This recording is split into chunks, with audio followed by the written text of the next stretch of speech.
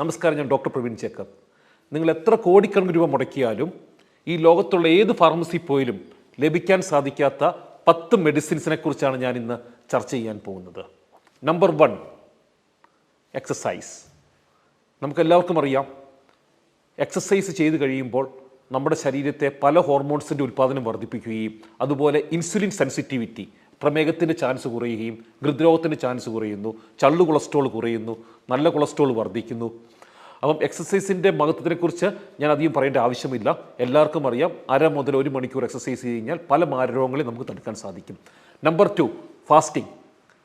2016 Nobel സമ്മാനം ലഭിച്ചത് ഫാസ്റ്റിങ്ങിനാണ്. ഇന്ന് ലോകത്തിൽ ഒരു സർവ്വരോഗ നിവാരണി എന്ന് പറഞ്ഞിട്ടുണ്ടെങ്കിൽ അത് വേറൊന്നുമല്ല, ഉപവാസമാണ്. പ്രത്യേകിച്ച് ഇൻ്റർമിറ്റൻറ്റ് ഫാസ്റ്റിംഗ്. നമ്മൾ 16 മണിക്കൂർ ഒരു ദിവസം ഭക്ഷണം കഴിക്കാതിരിക്കുകയാണെങ്കിൽ ക്യാൻസർ കോശങ്ങൾ പോലും നശിക്കുമെന്നാണ് ശാസ്ത്രീയ പഠനങ്ങൾ തെളിയിച്ചിട്ടുള്ളത്. മൂന്നാമത്തത് ലാഫിംഗ്, അതായത് ചിരിക്കുമ്പോൾ സ്ട്രെസ് ഹോർമോൺ കുറയുകയും അതുപോലെ തന്നെ നമ്മുടെ പാരാസിമ്പത്തറ്റിക് ആക്ടിവിറ്റി കൂടുന്നതായിട്ട് കണ്ടെത്തിയിട്ടുണ്ട്. അതുപോലെ എല്ലാവർക്കും അറിയുന്ന ഒരു കാര്യമാണ്, പുഞ്ചിരിക്കുന്നവർക്ക് ആയുസ് കൂടുതലുള്ളതായിട്ടും പല രോഗങ്ങളെ ചെറുത്ത് നിൽക്കാനുള്ള ഇമ്മ്യൂണിറ്റി വർദ്ധിക്കുന്നതായിട്ടും പുഞ്ചിരി കൂടെ സാധിക്കുമെന്ന് പല പഠനങ്ങളും തെളിയിച്ചിട്ടുണ്ട്. നാലാമത്തത് ഫുഡ്. ഹിപ്പോക്രാറ്റസ് പറഞ്ഞു, food shall be your medicine and medicine shall be your food. അതായത് ഭക്ഷണം മരുന്ന് പോലെ കഴിച്ചാൽ ഭാവിയിൽ മരുന്ന് ഭക്ഷണം പോലെ കഴിക്കേണ്ട ആവശ്യം വരികയില്ല. അഞ്ചാമത്തത് നാരുകൾ, അതായത് ഫ്രൂട്ട്സും വെജിറ്റബിളും നാരുകളാൽ സമ്പൽ സമൃദ്ധമാണ്. നാരുകൾക്ക് നമ്മുടെ ശോധന വർദ്ധിപ്പിക്കാൻ മാത്രമല്ല കഴിവുള്ളത്, ഇന്ന് പഠനങ്ങൾ കണ്ടെത്തിയിരിക്കുന്നു, ഈ നാരുകൾ അടങ്ങിയ ഭക്ഷണമാണ് നമ്മുടെ ഗട്ടിലെ ബാക്ടീരിയയുടെ ഭക്ഷണവും. നാരുകൾ കൂടുതൽ കഴിക്കുമ്പോൾ ഈവൻ ബ്രെയിൻ ഹോർമോണിൻ്റെ ഉൽപ്പാദനം വരെ വർദ്ധിക്കുന്നതായിട്ടും കൊളോൺ ക്യാൻസർ മുതൽ പല മാരക രോഗങ്ങളെ ചെറുക്കാൻ സാധിക്കുന്നതായിട്ടും കണ്ടെത്തിയിട്ടുണ്ട്. നെക്സ്റ്റ്, സ്ലീപ്പ്, സുഖനിദ്ര. രാത്രിയിൽ മാത്രം നമ്മുടെ ശരീരത്തിൽ ഉൽപ്പാദിപ്പിക്കപ്പെടുന്ന ഒരു ഹോർമോൺ ഉണ്ട്, അതിൻ്റെ പേരാണ് മെലട്ടോണിൻ എന്ന് പറയും. ഈ മെലട്ടോണിൻ ഹോർമോൺ നമ്മുടെ ശരീരത്തിൽ കൂടുതലുണ്ടെങ്കിൽ, ഉൽപ്പാദനം നടക്കുകയാണെങ്കിൽ, അതായത് കൂടുതൽ ഉറങ്ങുകയാണെങ്കിൽ കൂടുതൽ മെലട്ടോണിൻ ഉൽപ്പാദിപ്പിക്കപ്പെടുകയും അതിൻ്റെ അനന്തരഫലമായിട്ട് കോർട്ടിസോളിൻ്റെ ലെവൽ കുറയുകയും ചെയ്യുന്നു. അതായത് നമ്മുടെ സ്ട്രെസ് ഹോർമോൺസ് കുറയുന്നു കൂടുതൽ ഉറങ്ങുമ്പോൾ. സ്ട്രെസ് ഹോർമോൺ കോർട്ടിസോൾ നമ്മുടെ ശരീരത്തിൽ കൂടുതലുണ്ടെങ്കിൽ അത് രക്തസമ്മർദ്ദത്തിനും ഹൃദ്രോഗത്തിനും അതുപോലെ ഈവൻ നമ്മുടെ ഡൈജസ്റ്റീവ് ഡിസോർഡറിന് വരെ ഒരു കാരണമാണ്. അപ്പോൾ sound sleep is very important factor. അടുത്തത് 7ാമത്തതാണ് സൺലൈറ്റ്. നമുക്കെല്ലാവർക്കും അറിയാം, നമ്മൾ സൂര്യപ്രകാശം നമ്മുടെ ചർമ്മത്തിൽ പതിച്ചാൽ വൈറ്റമിൻ ഡിയുടെ ഉൽപ്പാദനം വർദ്ധിക്കും നമ്മുടെ ശരീരത്ത്. വൈറ്റമിൻ ഡി ഇന്ന് ജസ്റ്റ് ഒരു കാൽഷ്യം ഫിക്സിംഗ് ഹോർമോൺ അല്ല.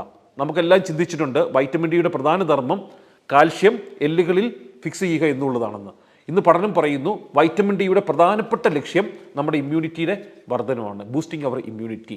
അപ്പോൾ രാവിലെ 1 മണിക്കൂർ ഇളം വെയിൽ കൊണ്ടാൽ വൈറ്റമിൻ ഡി ധാരാളം ഉൽപ്പാദിപ്പിക്കുകയും വൈറ്റമിൻ ഡി നമ്മുടെ ഡിപ്രഷൻ കുറയ്ക്കുന്നു, നമ്മുടെ ചർമ്മത്തിൻ്റെ സൗന്ദര്യം വർദ്ധിപ്പിക്കുന്നു, നമ്മുടെ ഇമ്മ്യൂണിറ്റി വർദ്ധിപ്പിക്കുന്നു, നമ്മുടെ എല്ലുകൾക്ക് ബലം കൊടുക്കുന്നു. അപ്പോൾ വൈറ്റമിൻ ഡിയും സൺലൈറ്റും ഒരു നമ്പർ 1 നാച്ചുറൽ മെഡിസിനാണ്. 8ാമത്തത് ലവ്. നമുക്കെല്ലാവർക്കും അറിയാം, സ്നേഹിക്കാൻ നമ്മുടെ ചുറ്റുവട്ടത്തും ആൾക്കാരുണ്ടെങ്കിൽ എത്ര വലിയ മാരകരോഗങ്ങളാണെങ്കിലും, ഈവൻ ക്യാൻസർ പേഷ്യൻസിൻ്റെ ടെസ്റ്റിമണി വരെയുണ്ട്, വളരെ പെട്ടെന്ന് രോഗം സുഖപ്രാപിക്കുന്നതായിട്ട്. സ്നേഹം നമ്മുടെ ഇമ്മ്യൂണിറ്റി വർദ്ധിക്കും, അതുപോലെ തന്നെ നമ്മുടെ സമൂലം നമ്മുടെ ശരീരത്തിനെ ഉടച്ചു വാർക്കാൻ കെൽപ്പുള്ളതാണ് ലവ്. അടുത്തത് മെഡിറ്റേഷൻ. നമുക്കെല്ലാവർക്കും അറിയാം, എല്ലാ ദിവസവും 1/2 മണിക്കൂർ ധ്യാനിക്കുകയാണെങ്കിൽ വളരെയധികം നമ്മുടെ സ്ട്രെസ് ഹോർമോൺ കുറയുന്നു, നമ്മുടെ സിമ്പതറ്റിക് ആക്ടിവിറ്റി കൺട്രോൾഡ് ആകുന്നു, പാരാസിമ്പതറ്റിക് ആൻഡ് സിമ്പതറ്റിക് ആക്ടിവിറ്റിയുടെ ഒരു ബാലൻസ് അവിടെ വരുന്നു, നമ്മുടെ പ്രതിരോധ ശക്തി ഇമ്മ്യൂണിറ്റി വർദ്ധിക്കുന്നു. ഈവൻ നമുക്ക് ഇടയ്ക്കിടയ്ക്ക് ഉണ്ടാകുന്ന ചില നിസ്സാര രോഗങ്ങളായിട്ടുള്ള ഈ തുമ്മലും ചീറ്റിലും പോലും ധ്യാനിക്കുന്നവർ വളരെ കുറവായിട്ടാണ് കണ്ടെത്തിയിട്ടുള്ളത്. അപ്പോൾ 1/2 മണിക്കൂർ ധ്യാനം ഡെഫിനറ്റായിട്ട് നമ്മുടെ രോഗപ്രതിരോധ ശക്തി വർദ്ധിപ്പിക്കും. ചെറിയ ചെറിയ അസുഖം മുതൽ രോഗങ്ങളെ വരെ തടുക്കാൻ ശക്തിയുള്ളതാണ് meditation. Next, playing in mud, മണ്ണിൽ കളിക്കുന്നത്, അല്ലെങ്കിൽ നമ്മൾ ഗാർഡനിങ് ചെയ്യുന്നത്. ഗാർഡനിങ്ങിന് എങ്ങനെ നമ്മുടെ ഇമ്മ്യൂണിറ്റി വർദ്ധിപ്പിക്കാൻ സാധിക്കുന്നത് എന്തെങ്കിലും ചിന്തിച്ചിട്ടുണ്ടോ? കാരണം നമ്മൾ മണ്ണിൽ കളിക്കുമ്പോൾ മണ്ണിലെ ഒരു ക്രിയേച്ചറുണ്ട്, അതിൻ്റെ പേരാണ് ബാക്ടീരിയ എന്ന് പറയും, ഗട്ട് മൈക്രോബ്സ് എന്ന് പറയും. അപ്പോൾ ഈ ബാക്ടീരിയകൾ ആണ് നമ്മുടെ പ്രതിരോധ ശക്തിയെ നിയന്ത്രിക്കുന്ന പ്രധാന ഘടകം. നമ്മുടെ ഈ പ്രപഞ്ചത്തിനെ നിയന്ത്രിക്കുന്നതും ഈ ബാക്ടീരിയകളാണ്. പാലിനെ തൈരാക്കുന്നതും ദോശമാവിനെ പുളിപ്പിക്കുന്നതും നമ്മുടെ ശവശരീരം മണ്ണിലോട്ട് ലയിപ്പിക്കുന്നതും എല്ലാം ഈ ബാക്ടീരിയകളാണ്. അതുപോലെ ഇപ്പോൾ പഠനങ്ങൾ പറയുന്നു നമ്മുടെ ശരീരത്തിൻ്റെ പല മേഖലകളെയും കൺട്രോൾ ചെയ്യുന്നത് ഈ ബാക്ടീരിയകളാണ്. നമ്മൾ കഴിക്കുന്ന ഭക്ഷണത്തിനെ ഡൈജസ്റ്റ് ചെയ്യുന്നതും അതുപോലെ നമ്മുടെ തലച്ചോറിലെ ഹോർമോൺ ഉൽപ്പാദിപ്പിക്കുന്നത് വയറ്റിലുള്ള ചില ബാക്ടീരിയകളായിട്ടാണ് കണ്ടെത്തിയിട്ടുള്ളത്. അപ്പോൾ മണ്ണിൽ നമ്മൾ കളിക്കുമ്പോൾ ഈ നല്ല ബാക്ടീരിയകളുടെ എണ്ണം കൂടുകയും പല രോഗങ്ങളിൽ നമുക്ക് പ്രതിരോധ ശക്തി ലഭിക്കുകയും ചെയ്യുന്നു. അപ്പോൾ ഞാൻ ഈ പറഞ്ഞ 10 മെഡിസിൻസും നിങ്ങൾക്ക് ഫാർമസിയിലോ മെഡിക്കൽ ഷോപ്പിലോ കിട്ടത്തില്ല. നിങ്ങൾക്ക് ലഭിക്കണമെങ്കിൽ 2 ഫാക്ടേഴ്സ് ഇമ്പോർട്ടൻ്റ് ആണ്: self discipline and self control.